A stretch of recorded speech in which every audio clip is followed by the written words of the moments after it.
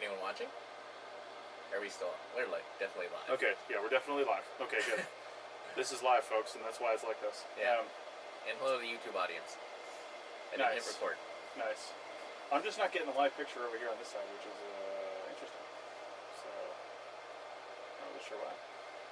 Yeah. Wait, can you still hear me? Like, am I coming through at all? Yeah, you're coming through. Oh, good. All yeah, right. you're on the thing. So, anyway, well, I'm gonna go. We might not be able to see comments. I'm not really sure. Might not be able to respond to them in this format. However, one of the things I want to announce, because I just came in today and I just got the store set up. One of the reasons why we're late, because I was finishing up getting everything on the store. But oh, cool. We have stickers. Okay. You probably can't see these, but if you go over to arcpodnet.com /shop, then you can see our gear page, and it's where you can see our T-shirts. Scroll down a little more, and you can see our stickers. Now, I made them for the shows that are, we have a budget, which means I have no money. So I made them for the shows that are currently posting stuff. We have some other shows. We'll get stickers for them later on, but they haven't posted in a long time. So these are the shows that typically post most often. So you got the Archaeology Podcast Network sticker. You've got the Archaeotech sticker. I'm going to go through all these because they're exciting and fun. That's the CRM Archaeology Podcast sticker. Arc 365.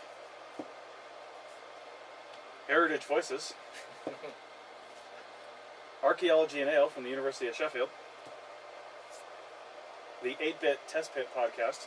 And admittedly, they haven't posted in a few months, but I love the logo that Christian created. So, yeah. And then the Archaeological Fantasy Show. Probably the most popular one. The Archaeology Show. Yeah, it is the most popular. Profiles in CRM. And Women in Archaeology. So, I'll tell you how much these cost. They're free-ish if you subscribe to the APN. If you subscribe at our lowest level, the supporting member level, I'll send you one of these stickers for free, one of the APN ones. Okay. Cool. You subscribe at the next one up, and you'll get the APN sticker plus 5 show stickers of your choice. And I just realized those are perfectly sized for hard hats. That's right. They're perfectly sized for everything. And I'll show you that in a second. So where was I going? So the middle level, you get 5 of these plus an APN sticker. You choose which ones. If you want me to randomly choose them for you, I will. And at the professional level, you'll get every sticker that we have. We'll have more later on, and as we get those, we'll send them to you if you're at the pro level. So you get all these. And you get coffee mugs, which should be coming in a couple weeks, which would be nice. And then T-shirts as well. So these are all on the shop page, like I said. These are super high-quality vinyl stickers. Yeah. Check them out. They're suitable for outdoor. Suitable for getting wet. I mean, not like underwater, not indestructible, but archaeologists will destroy them. But I think, and they're small enough because we have a lot of them, that I want people to be able to load them up on their clipboard, or like I did here, I jammed them all onto my coffee travel mug. So check this out. Got them all right there, and then so you can put them on your water bottle. You can put them wherever you want. Now you can get on the show page. You can get the APN sticker for $3, and then the other stickers for $2 a piece, and that's only a little bit over cost for me because I couldn't afford to get very many. Hopefully, if we get a bunch of sales on these, I can put it away, and I can order more, which will make my cost cheaper. So right now, I'm just trying to get them out the door and turn them around to get new stickers in the door. Because if you think about it, if I'm mailing somebody one sticker, and that $2 is shipping included in the United States. So that means I'm making like 60 cents on that sticker after you factor in the cost and then shipping. Shipping is a stamp. So anyway, we're just making a little bit so we can make more stickers. So we can make more stickers, make more things, so we can give you guys, so you can get the word out. So we can make more stuff like this coffee mug and things like that. Richie, those are yours to keep. Really? You get the first full set. Cool. And then we'll go from there. So anyway, that's where we're sitting. Double check the recording here. Oh man. Good. Makes me think of the nicest sticker I ever got was from a project in Southern California. It was the nicest sticker I'd ever gotten, and it was the only one that wouldn't stick because it was so nicely printed that it was too stiff to go on my hard hat. It wouldn't it just didn't like the curve of it. So it just kept coming off. And unfortunately it was one of those certification stickers. So it had to stay on. That's awesome. That's awesome. All right. Well, let me go back to Facebook Live here, see what's going on. See if we got any viewers. Okay, so that's again I'm pretty excited. They're $2 a piece for those little ones, $3 for the big one. I created a CRM Arc pack, which gets you an APN sticker, the CRM Archaeology podcast, Archaeotech, Women in Archaeology, and Profiles in CRM. So that's 5 stickers for $9. It's a little bit cheaper than buying them all separately. And then I created an all sticker pack, which saves you $3 actually. You can get all of them for $20. So that's not bad. That's not bad at all. Yeah, free shipping again. So anyway, and people like stickers. People love stickers, man. And we got all these. I got to support these guys because they're awesome. They had an amazing interface for doing the proofs and quick turnaround and relatively cheap stickers, high quality. But they're from Sticker Mule. Let me get this closer. So Sticker Mule, and they'll do these die cut stickers at no extra charge too. Oh, really? Yeah. So if you had a nice logo that had like some contours around it, they cut them like that. So it's pretty sweet. Interesting. Yeah. Wait. I also just realized these would be perfect for a t-shirt if someone wanted, if you guys want t-shirts, maybe you should start emailing Chris. Yeah, well, send them over. We'll get some t-shirts. And not just t-shirts, but hoodies or whatever. Sure. Yeah. I mean, why not? I'm down for it. Anything we want. I mean, the only restriction to all this stuff is me paying for it. So maybe we can do like a pre-order or something like that, and then if we get enough, we can then send them out. But then people get pissed if you're like 2 months down the road and we don't have enough sales to make an order. So true. It really gets sticky. I want to have everything branded with the APN just so people can wear it and show it out. Richie's got the old APN sticker on his water bottle there. Love it. I had that one on mine too. I just ripped it off with this one because it was all faded because I wash it. But that makes it all the better. I know. Well, you couldn't read it. Like all the ink could come off. Yeah. That's amazing. Considering the one on your truck didn't come off. It's so weird. I know. I don't know what the deal is there. Yeah. So. Yeah. All right. So Richie, what do you got going on for this show? Let's see. Archaeologically, I just been coming to grips with editing. Or actually not so much editing, but working from home. Yeah. Yeah, because I was up at 3 a.m. this morning. I'm like, I should probably go to bed, but then I still had to practice guitar. Right. So I didn't get to bed till 4. Nice. And then I immediately got up and started fooling with this thing, which doesn't work yet, but hopefully next week. Well, there you go. Yeah. And if we get that done, we're going to have some more. If we get this new format Richie's got done, we'll get some more graphics and we'll be able to record better and it'll be a real live show. Yeah. So I mean we're kind of, this is an experiment. We're messing with this thing as we go. Yeah. And just trying to figure it out. So yeah. But you did have some ideas for this episode as far as content goes. Oh my God, that's true. But let's see, the one thing you didn't bring your boots down, did you? Shit, I'll go get them though. Because I wore my steel toes. You wore your steel toes? Yeah. Nice. Obviously, I'm not going to be able to lift it up high enough. What kind of boots are those? These are Carolinas, and they're the only ones I've ever used. Yeah? Yeah. Where do you buy those kind of boots? I got them off the internet. Just like on their website, or? No, off this website that is no longer around because they sent me, I paid for 2 pairs of boots and they sent me 3 by accident. And I'm like, well, should I send this back? But by the time I tried to send them back, they're already out of business. Oh my God. Yeah, so either they did that by accident or like, well, we're going out of business. Let's just send them the last 3 pairs of boots. Nice. And more importantly, I mean, because like on all those Facebook websites, not websites, but web groups, like the Archeo Field Techs, like the ones that are always the longest, like the most responses are either compasses, unions, or boots. Right. And ironically, when I was first going to field school, I was very influenced by my field school teachers, advisors, and they wore steel-toe walkers just like I do. Nice. Yeah, so that's why I wear them, and have always worn them, for as long as I've been doing this. I might have you run up and get those boots, because I don't think I can get out of here with those cameras attached. Well, that's true. I can ad-lib while you do that if we want to do it now or if we want to do it later. Oh my God, it's even better. Yeah. Well, I mean, it's even better than me running out, because I feel like that adds the authenticity to this show. There you go. They're under my desk on the drone. All right. Nobody ever says that. My boots are under my desk on the drone. So, anyway, Richie has been doing some editing for us, which is great. I'm glad to see 3 viewers, by the way. Click a like or something, let us know you're here and say hi.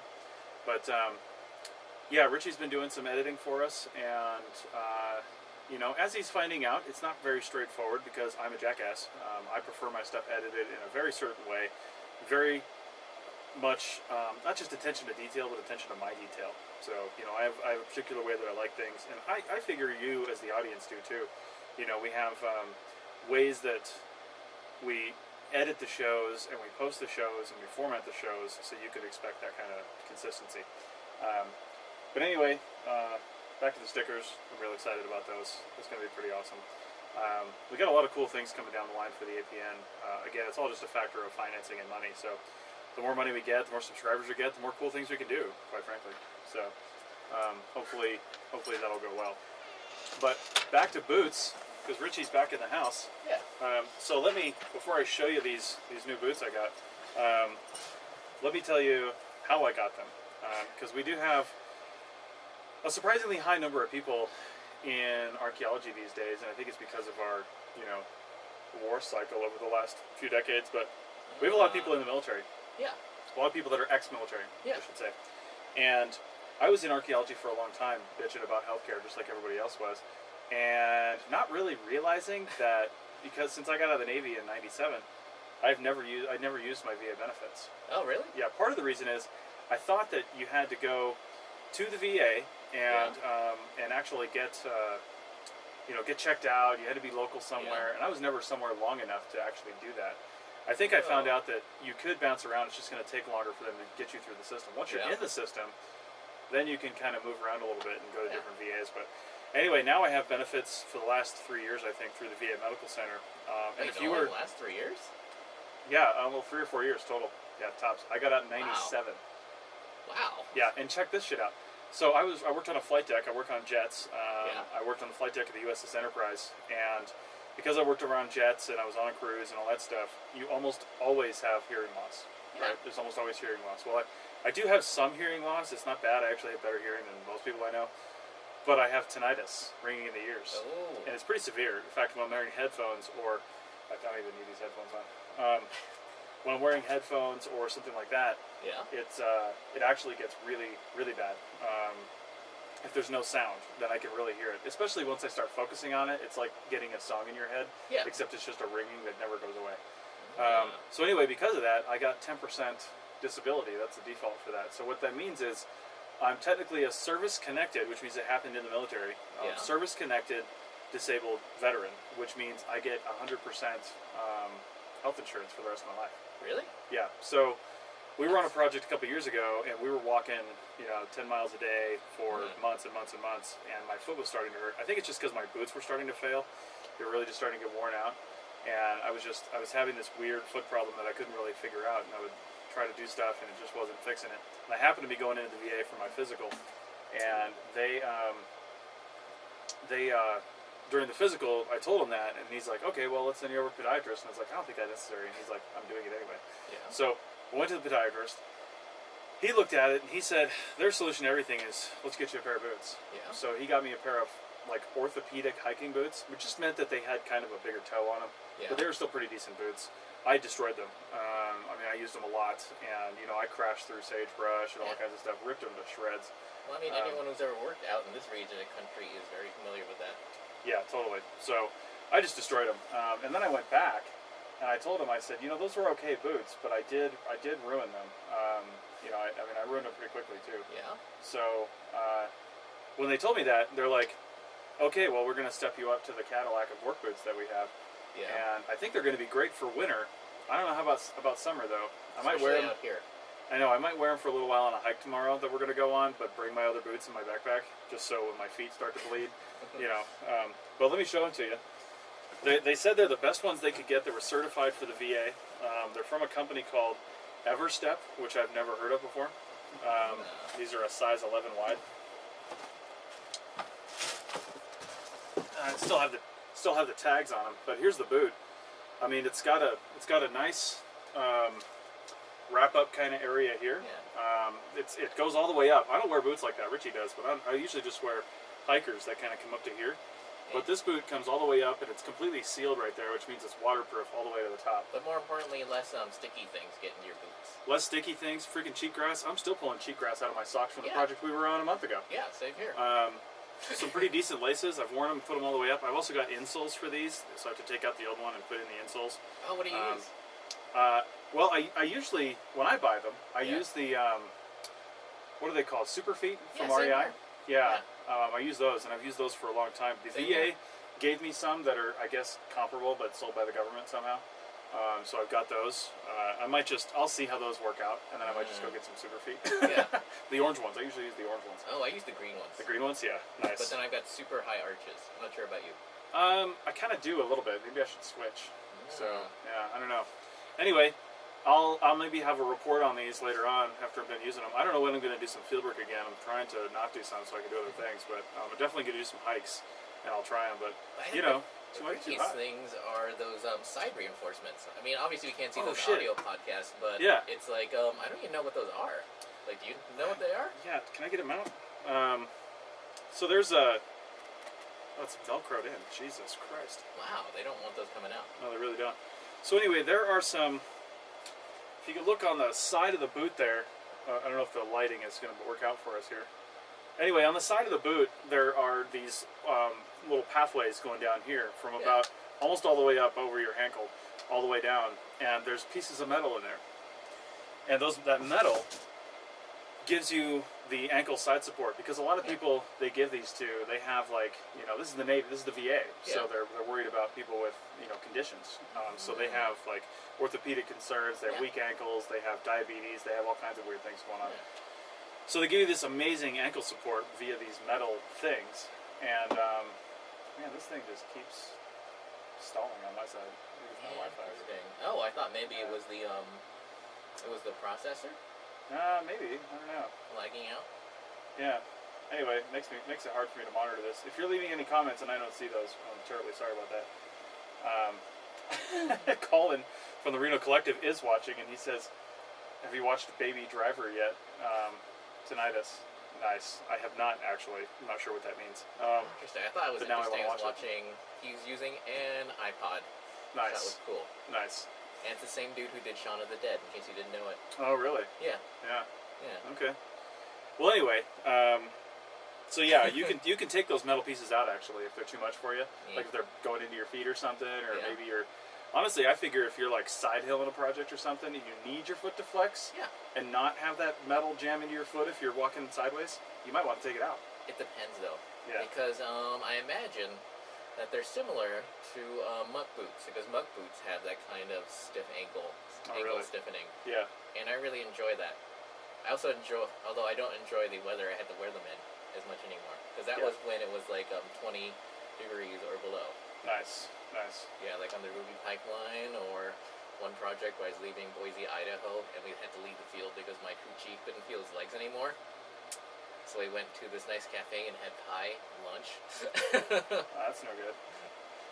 That was a crazy project. Yeah, well, you know, regarding crazy things on projects, I think you had an idea for this show. However, we're at about 20 minutes, so we'll do a quick break real fast. All right. And I'll just say, membership promo for the APN. Hashtag www.arcpodnet.com/members to get your member stuff. You'll get free stickers. And you'll support the APN, and we've actually got some good content coming out in the next month. I'm hoping to get a lot more bonus content up on the website. And some learning content for the professional members should be coming in August. So interesting. I can't really say what that is yet for various reasons, but it should be coming up in August. So that's a short one. That's it. So an idea we've been talking about all week for some stories. Let's do it. You kick it off. Oh my God. Well, I was thinking about people quitting.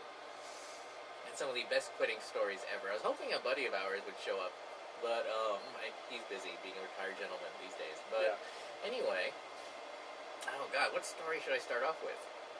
I mean, I almost want to throw it to you so you can do the I don't want to say the company, but when you were leaving Southern Utah. Yeah. Well, because that's like one of my favorite stories. So that's my quitting story. I've got a handful of cleaning stories that I've done myself. Yeah. I mean, that company was, and I've talked to people about it before, but that company was really cool in some ways, like just the things that they gave us. You know, like what? Like, for example, we were getting this per diem, and they were giving us full per diem and putting us up in, like, condos and things they had rented in town. Neat. So we had condos with furniture and all the utilities and everything paid, like houses, but they were giving us, like, $110 a day on top of that. Really? So, which was crazy, and not asking for any money for lodging. And then we went down on an excavation at one point where they had us camping out in this big field they had basically rented. Yeah. And from like a farmer or something. They brought out a cook that cooked in this big canvas tent. So we had breakfast, he made us bag lunches, and then we had dinner at the end of the day. Plus we had showers that they brought out on a trailer, like with this thing with showers. And we had four-wheelers we could use because we had those for the sites to get out to the sites, but then we could just use them whenever we wanted. We just gas them up and use them. And so we had all those benefits. Yeah. But the owner of the company was a total jackass. Like, he just, like, some of the things he did, and I can't really get into that too much, but some of the things he did. People will recognize him. I assume. Well, he's retired now too, so sold his company. But anyway, and the new owners are fantastic. They've been there for a while. Oh, really? And, you know, I would totally go back and work for those guys. It's just the one guy I just couldn't work for. The rest of the employees were great. Yeah. Yeah. But anyway, we were paranoid that they were going to hold our per diem because we'd heard them, and again, this is anecdotal evidence. We didn't have any verified proof of this, but they constantly said that if you worked with them through the end of the season, because they had a lot of big projects, that you'd get a bonus. Yeah. And we heard that the previous year, they said that to a bunch of, they had like 40 people on staff, and they said they were all going to get a bonus if they worked through the end of the season. And then like 3 weeks before they called the end of the season, they laid everybody off. Like a bunch of people, so they didn't get a bonus. That sounds like that's such a familiar story in this industry. I know. So anyway, we had that coming up that we were fearing, and then there was a pay issue. Like we had experience, but we started and we found out that that basically our crew chief and then like was making a lot more than we were, and then this one kid they had hired, we found out he didn't even have a degree in anything. Like he had a high school degree. And he started at the same rate we did. And I'm like, no. So I immediately caused a stink like my first 3 days there. And from that point on, the guy didn't like me, like the owner. Anyway, one of the weird things they did was they paid per diem on your check, and your check for the previous 10-day session, like they were Tuesday through the following Thursday and then 4 days off. So if you finished on a Thursday, your paycheck was in the bank Monday, and you were paid up in full. A lot of companies are like 2 weeks behind. But they were paid up in full 3 days after the end of the session. That's actually impressive. It is. And my wife and I, we'd made the standard that we generally left on the weekends. We'd go somewhere and just have fun. We could leave all our stuff in our place, of course, but we'd usually pack up a lot of things because a lot of the things we have in the place we'd need if we went camping. So we usually packed up our stuff. But we packed up everything at the end of one session. We already had jobs in Nevada. And we went, we went to somewhere else in Utah. What was that? What's that fancy town? Park City. We went to Park City for a while and hung out there, and then we were on our way to Nevada on Monday and obsessively checking the bank account online. And as soon as our paychecks went in, we called the office and said, we won't be in tomorrow or ever, and then hung up the phone. And then just never went back.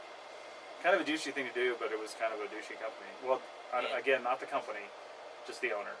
And now that he's gone, the world is a better place. But at least those are sane reasons. Like one of the people we know. Wait, I don't know if you've ever met Mr. Matt. I don't know. Well, anyway, he was out. He's a famous Jew throughout the country, so I have to mention his last name. Did you say famous Jew? Famous dude. Oh, okay. I was gonna say I don't think that's I don't believe he's Jewish. I'm probably wrong. You never know. But anyway, he is a very unusual person. He's got a very kind of big beard, and he's just known for being unusual. And one day, he decided to just hop in his vehicle and leave a project because God told him to. Wow. Yeah, and not only did he, and when I say he hopped in his car, he literally just hopped in his car with the clothes on his back. He didn't have anything. He left everything in his hotel room. His big iMac, which he took everywhere. Nice. His coffee maker, everything. That's awesome. Yeah. And he's kind of known for that sort of thing. It's like Blues Brothers. He's on a mission from God. Yeah. Yeah. Oh my God, I don't even know if I mentioned the story, but there was a crew chief being a dick to his crew. Technically this wasn't a quitting story since They didn't quit and they weren't fired, but the project did end soon, so it was kind of a quitting story. But the crew chief was pissing people off, or I guess he was a project manager, and people had been promised this project's going to go X number of weeks, but he was pushing them so hard that it was going to be done like in half the time, and for no good reason. Like normally, if that happens because you're just cruising along, and you're like, you're just kicking ass. Yeah. But in this case, he was cutting corners, every corner he could think of, because he was a company man, and this project was going to be under budget, and he was going to get a big bonus out of it. Nice. Which I always feel like is a bad incentive. That's a little crazy. Yeah, but anyway, so a couple of crew members borrowed his crew vehicle, went out to do something, and they opened up his paperwork box. They grabbed out a whole bunch of random papers and just threw them out the window of the freeway. I don't like where that's going. I know. That happened though. That's not good at all. You're telling me. Yeah. But it happens. And by the way, you see me, I'm still paying attention, but the recording stopped on the audio side. I think my computer's pretty much full of memory. Uh-oh. Yeah. Wait, how's that happen? Because I haven't taken stuff off Dropbox. No. Okay, for the audio subscriber audience for iTunes or whatever, we're back. The recording stopped for a little while, but now it's back on. So, perfect. Sorry about that. Anyway. They should apologize. That's like the way this show's supposed to go. I know. If you want the uncut version, go to Facebook. Yeah, or YouTube. Or YouTube. Go to Facebook Live, Facebook on the Archaeology Podcast Network, or YouTube at... Happy Archaeology Fun Time. There you go. Okay. And so, I've got another story. Yeah. We'll float it back over to me. And I don't even know the guy. I was working on a project on the East Coast one time, and there was 2 different companies working on basically the same empty lot. Yeah, we were working at different sections, though, kind of with the same project, but it was just such a big thing. They had both companies working there. And this guy was on the other company, and again, I don't know who he was. I don't even know his name. And I barely know the people that are involved. I had kind of just started there. They've been going for a while, and I hadn't been there very long. But we heard somebody just blow up and explode on their crew, and he was just yelling obscenities, and I hate this place, and screw archaeology, and blah, blah, blah, blah, blah. Yeah. And it couldn't have been the project. It had to be the company or something he was with, because the project was actually really cool. But maybe he was just frustrated by, pay, who knows? Who knows what he was frustrated by. And he took all his stuff, put it in his backpack, and as he was walking off the lot, chucked his whole backpack with everything in it in a dumpster and said, I'm never doing this again. I don't know if that was his first job. Maybe it was his first year. He seemed pretty young. But he might have been like, I'm out, bitches. It was close to Christmas. It was kind of in the wintertime. And maybe he was just done for the season. And they ended up dumpster diving for his bag because I think he probably had paperwork in there. Plus, maybe it was a nice bag. It didn't look like a nice bag. It figures. Yeah. But, I mean, that does lead into culture shock. Like, reality versus expectation. Yeah, and it's good you mentioned that because I did a podcast on for a YouTube channel. The guy's name is Matt Tran. I think it's Engineered Truth is the name of his channel. If you look up Matt Tran, you'll find it too. But he has a whole bunch of different things he does, and one of the playlists he has is called I think it's called Expectations versus Reality. Yeah. Because he has you prepare 5 different expectations you had about your field. Yeah. And I was the first archaeologist he had on there. A lot of engineers on there at various times, but I was the first archaeologist. And and it's basically what did I expect out of the field when I got in, and then what was the reality of the situation once I finally did get in. So I won't rehash those here, but definitely check out his YouTube channel. We'll be linking to it someplace if I find it. I'll put it on the APN Facebook page and stuff like that. So, well, I mean, it has to have been different. I mean, you don't even know how to use the shaker screens we use here. Well, and that wasn't. I didn't even get that deep with it. Like I didn't. He's like, "What did you expect?" I mean, I'll give one of the questions. He's like, "What did you?" I think one of them was because it was supposed to be, "What did you expect when you went into college?" Yeah. Not knowing anything about the field.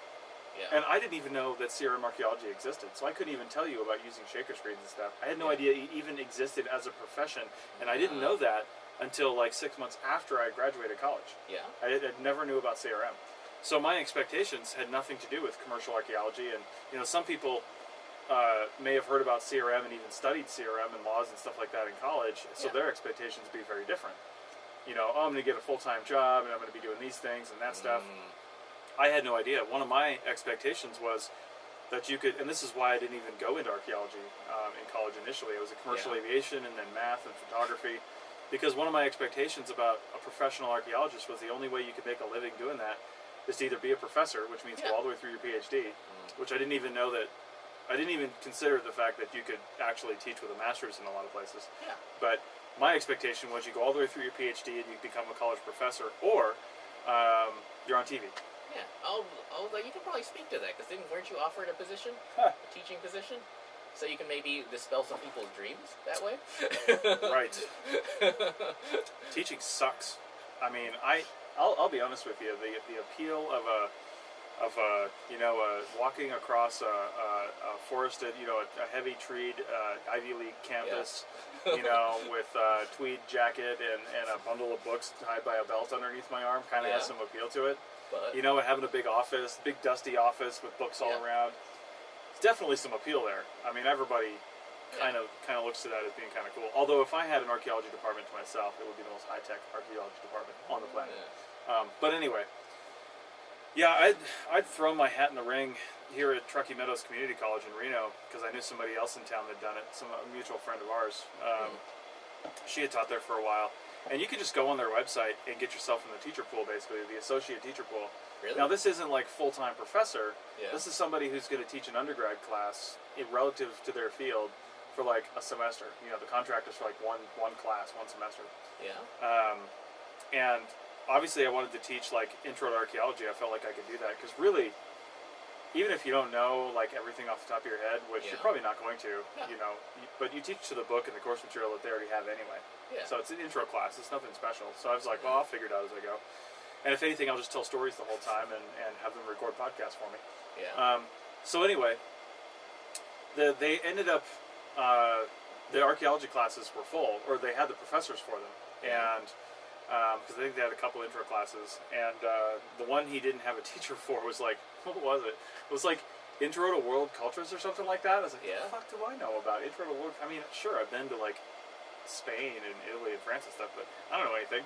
So I guess I'll teach to the material, and then we'll watch Around the World in 80 Days a few times and call it good. But so I ended up having to back out of that. I'll talk about the perks, but I ended up having to back out because the big project that I ended up working on Ritchie with, and then the one after that, I got awarded those that summer, and then they said we could be starting by like October. Yeah. We ended up not starting till April, but the threat. Yeah, well, I could have done it because I thought I was going to be heading out of town like halfway through the class, and I didn't want to screw them like that. So it was like, better screw them now, 3 or 4 weeks before the class starts, than halfway through the semester. That was my thought. Then I felt like a douchebag, and they haven't called me back since. But anyway, I was, I mean, they were going to pay me, Jesus, what was it? It worked out, because it's by credit, and it worked out to about $400 a month.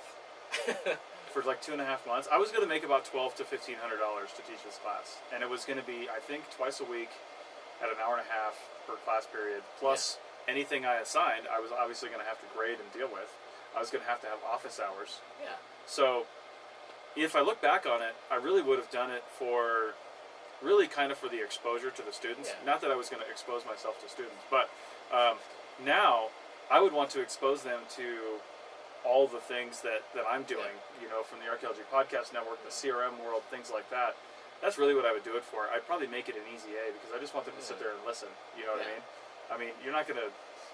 I feel like in an intro class like that, like assigning essays and tests and shit is just useless. I want them to sit there, bring a cup of coffee, sit there and listen, and listen to a speaker and just have a good time, be interactive. Yeah, that's how I would teach that class. But I just want to say that probably like a million dreams exploding right there of a bunch of grad students all over the country, or it should be, unless you're the sort of person who can survive on $1,500 for how many months.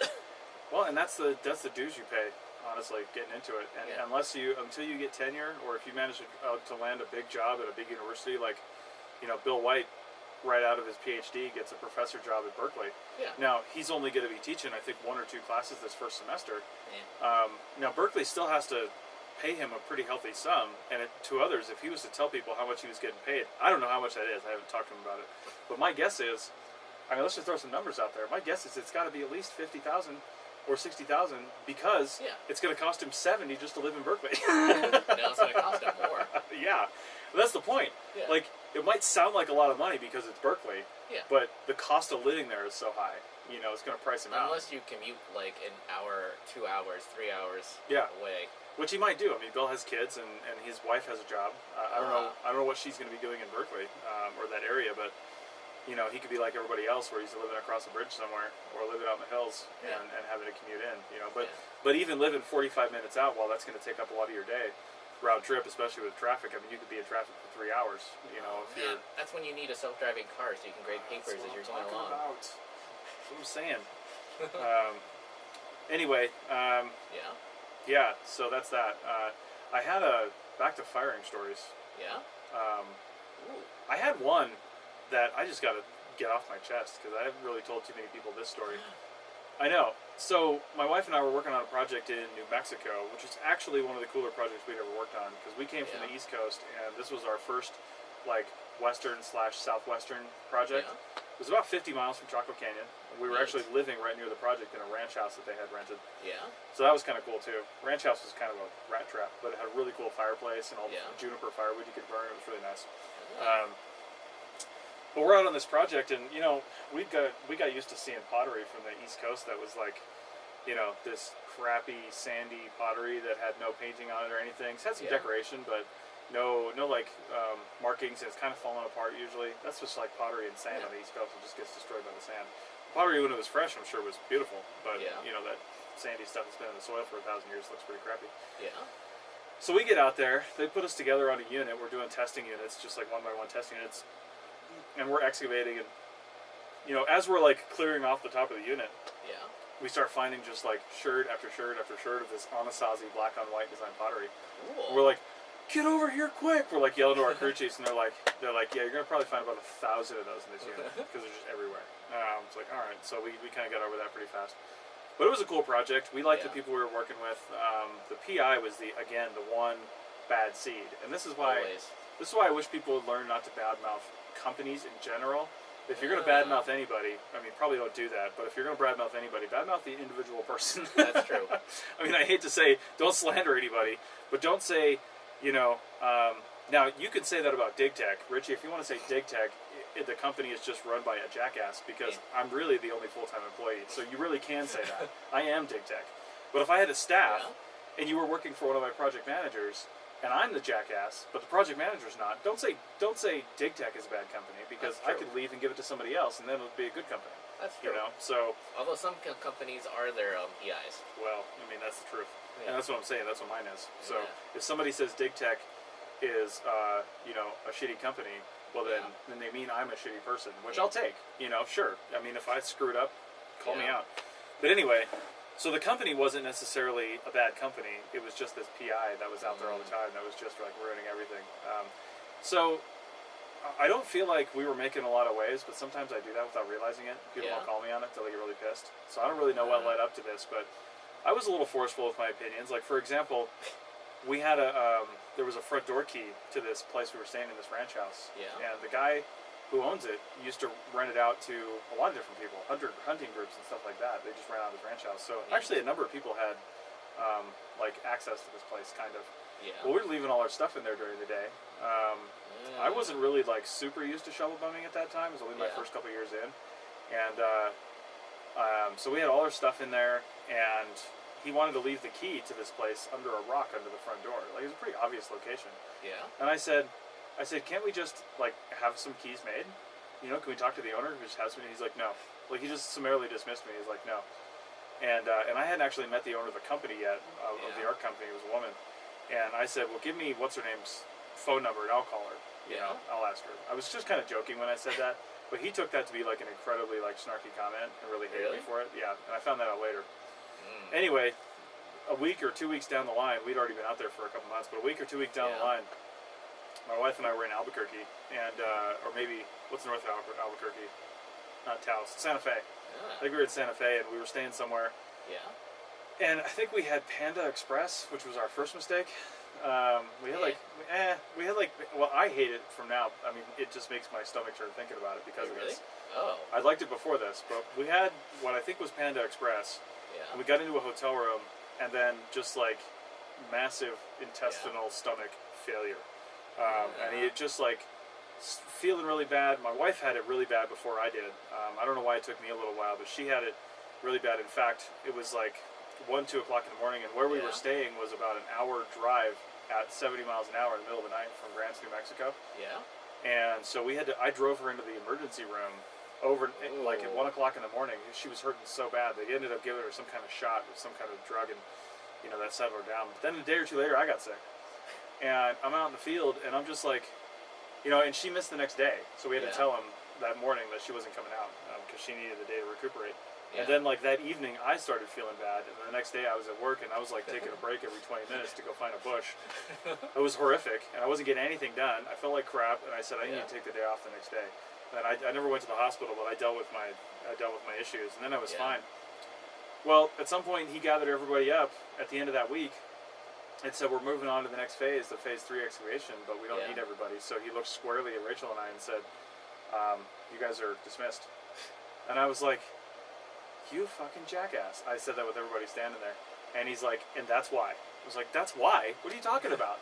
And we just rubbed it the wrong way. I was like, God damn it. So that's not a firing story. That's a quitting story. That's a firing story. Because we were essentially fired. We found jobs right away, so it wasn't that big a deal. But, it was, in fact, the job we found was the next one that I quit. That would have been done. Well, I mean, speaking of jackasses, I want to remember my second job in archaeology. I was assigned to this dude who was very intense. Like, more intense than anyone I'd ever met in archaeology ever. And I feel like I'm pretty intense when I'm out there working. But this dude, how can I put this? Like, the first time I had ever met him, he was like, excavating, and he was, I thought it was super weird, but I found that this is just something he does. Every once in a while he'll just get in a mood where no one else is working as hard as he is. So he will be down that damn hole digging every level all day. Like, all 10 hours. And, like, he wasn't allowing any of us to have any breaks. And, like, if he could, he would have not allowed us to have lunch. Nice. And the project manager shows up. Not actually, well, I mean, it was such a big project. He wasn't the project manager, but he was the section leader. And he brings cookies. And so we're thinking, oh, neat. He's bringing us cookies, so it's break time. And so he starts passing out cookies, and we all sit down. And then he gets up from his hole and looks, is this a fucking break? Like, that was literally his words. Like, is this a fucking break? Because I know it shouldn't be break right now. It shouldn't be break ever. And so so his boss, the section lead, takes away our cookies and makes us all go back to work. Oh my God. Yeah, like, this is a dude who actually almost caused a crew mutiny. You can ask a certain Mr. Lauren about him, because he will remember it, because he was like he made Lauren and Jess so angry, like, oh my God, I almost thought this dude was going to die that day. That's who we need to get over here for recording on Fridays morning. Yeah. Oh my God, planning out home life. And I think that could be the phrase now for somebody that pisses you off at work is, dude, he totally took my cookies. Yeah. That can just be the phrase. And, oh my God, who else was there? Oh my God, well, Lauren wasn't there at that time. Wait, oh God, he was. But, Lauren and Jess were there at that time. And so was, Liz. I'm not going to say her last name, but we all know. Everyone in Reno knows which Liz I'm talking about. Yeah. But, she was there, and, like, we still talk about that story, because it was such a dick move. Oh my God. And I remember, and it got so bad that they actually took away his crew and brought in brand new people just for him. And they're like, look, this guy is an asshole, and if you can stick it out, then we're going to give you a lot of money. And so he got a brand new crew, and, but the only reason I say this is because I was on a different crew with a much nicer crew chief. Yeah. And it was Halloween, and so this company sends out a giant box of care package with, like, cookies and candy and stuff for Halloween. Mm-hmm. And we all get, like, big, huge bags of candy and stuff. And so our crew chief just, like, throws all this stuff on the ground. It's like, well, just grab it, whenever you need it. Like, whenever you're grabbing water, he puts it right next to our big, like, water jug and everything. Mm-hmm. The other crew chief, this dickhole, he took this whole giant package, opened it up, gave each crew member one piece of candy. So that's like 4 people, like a whole giant, like, Halloween bag of candy. He gives them 4 pieces, and then he puts the rest away in the truck, and then's like, well, what do I do with this at the end of the day? And our crew chief's like, you're supposed to give it to him. Like, what are you doing? Nice. Nice. And it's like, oh my god, I'm so glad I'm not in the crew with that dude. Like, nice. it was, oh my god, that guy just, like, to this day, he still makes me angry. Oh my god. It's like, imagine that. Like, you've seen, like, a giant king-size bag of, like, Halloween candy. Yeah. You know how many pieces of candy are in there? Oh, yeah. And I'm like, are you kidding? Like, what? And I'm speechless right now, just thinking about it. It makes me so angry. Jesus. Like, some people are just dicks like that. Yeah. Thankfully, though, I can report that immediately following this project, he got out of archaeology forever. Is never in it again because, like, everyone was too lazy and not good enough for him. Oh my god. Yeah, like, I've never... Like, he is the first and only person who has ever just straight up spent, like, minutes screaming at me. And let me set this up, by the way. Because, Lauren was there. Again. And, we were doing 2x2 units. They're just basically shovel scrapes. Like, you know, so I forget how far down we had to go. But they weren't that deep. Like, and they were just almost like, you know, it's just like a shovel test. Like, in the East Coast. And so it's not like you have to be super precise. And so we left our compasses, me and my partner, left our compasses way down the hill. So we're like, we're not grabbing it. We're just going to line it up off Lauren's unit. Yeah. Which isn't, you know, it's like pretty precise. And so he sees us. He comes over. He takes out his compass. He puts it down. It's like, this unit is 2 fucking degrees off. And then goes off on us for minutes and minutes and minutes. Oh my god. Like, I'm not even joking. Like, it's like, we're way at the top of the hill. But the section, our new section leader's at the bottom of the hill. He can hear it. And he started walking up the hill. Yeah. And my dig partner, he, like, literally is screaming at us so badly that my dig partner, I'm not even joking, picks up his pickaxe, and is, like, holding it, and looking at this dude, and looking at it, and looking at him, and Lauren's like, dude, it's not worth it. Yeah. Put that thing down. Because, like, this dude was such an asshole. Like, I'm not even joking. Like, never been that abused on a project ever by anyone. It's not only amazing that people can act that way towards, like, other humans, but that they continue to get into positions where they can do that. Yeah. You know, what makes them so good that they're going to get hired again? See? You know, and do they just look really good on paper? You know? I mean, I don't know what it is. Well, this project was a project where there were, like, a whole bunch of people got to be crew chiefs for the first time, and this dude was never going to be crew chief again after that, which is probably why he left archaeology. Well, I don't know. He could just move to another region and start all over again. He could. You know? Yeah. I mean... Or stay in the same region. I mean, there are certain people in this region who, like, felt like they were unhireable, and now they are, like, leading offices. It's a true story. Yeah. Literally. Yeah. Yeah. Wait. Anyone ever mistreated you like that in the field? I mean, yeah. I don't know about that badly. I definitely know... I mean, a lot of times when I've been, quote, mistreated in the field, I usually was part of starting it. Because I was a real... I mean, some people would argue that I still am. Luckily, my wife's not here. I mean, I was a real jackass. I definitely had some issues with other people. Most of my issues stem from... I had a lot of, like, heavy leadership training in the Navy. Yeah. You know, I was like 18 to 22 when I was in the Navy, and by the time I was 20, I was running a shop at night on the flight deck of the Enterprise. So it's a lot of heavy responsibility, and they give you the leadership training to support that. Yeah. You can't move up into those positions without taking the training. Yeah. So all of a sudden, I'm working with people who have zero leadership training. They're my boss, and they know what the hell they're doing. So I didn't handle it well. Or you know? Maybe they get 3 o'clock eyes. Well, that's true. That's true. That's true. 3 o'clock-itis, and they're like, you know, I'm getting out of here. That's not a site. When it really is a site, but they're saying it's not a site because they don't want to sit and record it and walk all the way back up the hill. Anyway. Is that something you want to talk about? No, not really. All right, fine. We could later. I mean, it was pretty much the whole story right there. I know. You know, it was a hard place to get to. It was the last thing we had to do. A survey was done. And if we didn't record that site right then, which would put us way late getting back to the hotel, then we were going to have to come back the next day, hike a grueling hike up a hill. That was a tough project area too. It was super tough. Everywhere was like this. There was no flat areas. And we had to walk straight up this hill to go back up to this crappy little site. Admittedly, like a feature and a couple artifacts, but still makes a site. And instead of just taking the time to just record it while we're standing on top of it, he tried to tell me it wasn't a site. Yeah. So we didn't have to record it. I was like, what are you talking about? Anyway, and we see that all the time. Sure.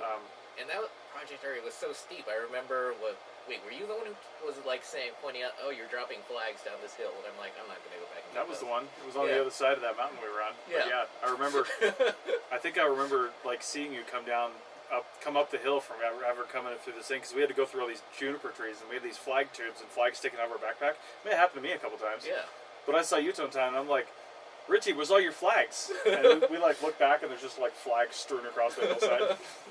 I'm like, yeah, we're not going back to get those. Oh my god, that was fun. We didn't do our second break, and we only got about 9 minutes left. But let me just put a plug in for what was I going to say? I was going to say I was going to actually put a plug in for the company we just did in Archaeotech, WildNote. Yeah. WildNoteApp.com. Go check them out. Check out Archaeotech episode 58. Ooh. And it's just another another recording option for people to use. Honestly, a field data recording option. Yeah. So, don't need to really get into it. I just wanted to mention that. True. They didn't pay us for that either. Yeah. Well, not to turn this into an episode of Archaeotech for the last 9 minutes, but I was thinking about it last night. And I was thinking what you were saying about like going to meetings, and then suddenly companies are like, you're trying to sell a company a product, and they don't know what you're talking about. Yeah. But think about it this way. I was thinking about it this way. It's like, imagine if, instead of just like downloading Spotify and entering a list, or entering an artist, and then suddenly it just plays you something. Like, someone from Spotify had to come on and explain all the algorithms and stuff. And it's like, that's silly. Like, when you download Spotify, you just know it works. Yeah. And I feel like, for a lot of archaeology companies who are trying to come up with tech, they, like, don't see the picture that someone just wants to, like, you enter the data on one end on your tablet and it comes out as a completed form. That's all you need to tell them. Yeah. I mean, am I wrong? No, we don't need to overthink this. Yeah, and you don't need to explain what it does or how it does it, or like, the algorithms, or it's like uses this or that process. You just need to say it comes out as a form in the end. It's the 80-20 rule for development, and for I think for websites and stuff like that too. It's like, if you need to build your product or your website or whatever service you're trying to do to satisfy 80% of your customers. Yeah. Because those are the easiest ones to satisfy. And most people really don't care how the machine works. They just want the machine to work. Yeah. They really don't care. They're not going to fix it. Yeah. They're going to contact you to fix it. Yeah. And they just want to make sure that it's operational. And for the people that do want that extra bit of knowledge, they can come to you and say, hey, I really want to know how this back end of this works. And if it's proprietary and you have a patent, you can tell them that. But if it's not, then give them the details. But I mean, that's like Photoshop. Photoshop could do many things, but what do they advertise it as? Fix your photos. Dude, it's like this goddamn mixer back here. Yeah. Behringer has nothing on their website about how to use a mixer. Like, really? I want to know what this hole does right here. I want to know what that hole does. Yeah. There's nowhere I can go on the internet on Behringer's side to find out what that hole does. Nothing. But you're just expected to know. Yeah. Yeah. You're expected to be an audio engineer. Yeah, but how do people get to be audio engineers? You're expected to have gone to school for this stuff or figured it out on YouTube, which is what I've done. Yeah. And then you're just supposed to know, like, oh, okay, now I know what all these outputs do. Yeah. But it's not even listed. Like, you look in the manual, which manual, I use that term loosely. It's a picture that says, here's the holes and here's what they're called. It's labeled on the goddamn mixer what they're called. And the manual just points to them and says it again. Like, that doesn't help me. I don't know what this does. True. But in this case, I do need to know what it does. In the case of field recording software, I don't really need to know how it works in the back. I need to know how to use it. Yeah. You need training on how to use it. Yeah. And that's what I'm talking about here. But honestly, once I figure out how all these holes and these buttons work, I don't need to know about the circuit boards and the wires underneath. No. Just like you don't need to know what TerraSync is doing. Right. Yeah, I mean, once you learn all the basic buttons, it just, like, go. I mean, I'll get shit from this for a lot of people online if anybody's listening to this and wants to comment. But one of my guys from the Civil Air Patrol came in to the office yesterday, where our CAP office is, and he said he was late because he was coming back from 2 days in Winnemucca doing something, and he had to stop in Fernley, which is about 30-40 minutes east of Reno, because the fuel pump went out in his truck. So the fuel pump went out while he was on Interstate 80. He stopped in Fernley in an auto parts store. He knew it was the fuel pump diagnosed it by what the truck was doing. Stopped, bought a fuel pump, and replaced it in the parking lot because he had the tools. Neat. Dude, I couldn't even tell you what a fuel pump looks like. Like, I have no idea. I know what it kind of does. Yeah. I mean, it pumps fuel from your freaking tank to your engine, right? Yeah. So, But if my fuel pump in my Prius or my Toyota Tacoma like went out on me, I would hope it went out in a place where I could have someone fix it, because I don't know. Yeah. But I figure in this day and age, I don't really need to know. I've never had a fuel pump go out on a vehicle, and if I do, if it's that one time, it's not worth me figuring out how to fix it when I could just pay somebody that one time to do it. Yeah. You know, I mean, sure, if I'm out in the desert or something and I happen to have an extra fuel pump. Oh my God! Like the State of Archaeology apps is kind of like in the early days of cars, where you needed to be a mechanic, right, to actually operate the car, and now you just like get in it and go. Yeah, and totally. Isn't that what we're aiming for? Am I wrong? I mean, no. We want to just be able to get in and go. Yeah. My goal with anything I do is to make it painless and simple, and say, listen, just use this. Get out and do it. If you have to think about the technology you're using, if you have to think about the application you're using and how to work that, it should just be intuitive. Yeah. If you have to think about any of that, it means you're not thinking about archaeology or whatever you're doing. And that goes for everything. Or you're just not a very good UI designer. I mean, something. Like, for example, the new coffee maker somebody brought in here. I took a picture of that, put it on the ArcPod Instagram page. Yeah. Dude, this is a $500 machine, and inside of it, I mean, it's big. It's like 2 feet by 2 feet by 2 feet. It's a big cube. Yeah. But it's got like, you know, four things on the outside of it that you need to concern yourself with. Put the beans here. Oh. Put the water here, and the coffee comes out here. And there's 3 buttons on the front. Yeah. But it does all the things for you inside, and I don't need to know how that works. No. I don't even care. See? All I want to do is push this button and get espresso. That's the crazy thing about it, because you know, if you ever, I mean, everyone's been to Starbucks and you've seen the baristas do their thing, and it's like, that's a lot of steps. Yeah. Yeah. I mean, I'm intrigued by the steps, but I don't need to know them.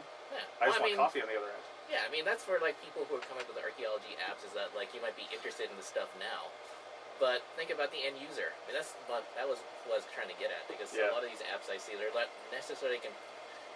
necessarily seeing how the end user uses it. They just want to add all sorts of stuff. Yeah. Yeah. It's I make it akin to fast food. Yeah. When I get fast food, I want to tell somebody what I want. I don't even want to look at their face. I want to tell them what I want through a shitty speaker, and on the other end I want food. Yeah. I don't care what happened behind the wall. See? You know? Now, like I said, you should be able to explain it to somebody who wants to know. Yeah. If you can't explain it, then it's like those cold fusion devices. Like, they're like, no, trust me, it works, but the's nothing happening inside because it breaks all the laws of physics. True. But or a perpetual motion machine. See those? Yeah. Anyway, it's I want it to just work most of the time. Yeah. If I need to do some in-field maintenance on something, and if that needs to be a thing, then I should know how to do that. Yeah. But most of the time I don't. I just need it to work. So we're going to call this advice to anyone who's designing an app for CRM archaeology, because like an app for anything. Yeah, especially for CRM archaeology. Like all the apps I've seen, I mean, I don't know. I haven't seen, aside from Wildlet, I have not seen a finished product yet. Yeah. Yeah, and it's just like, come on, what are you waiting for? Beta test it, alpha test it, get it out. Even like Tapforms, which I've used tons of times. Yeah.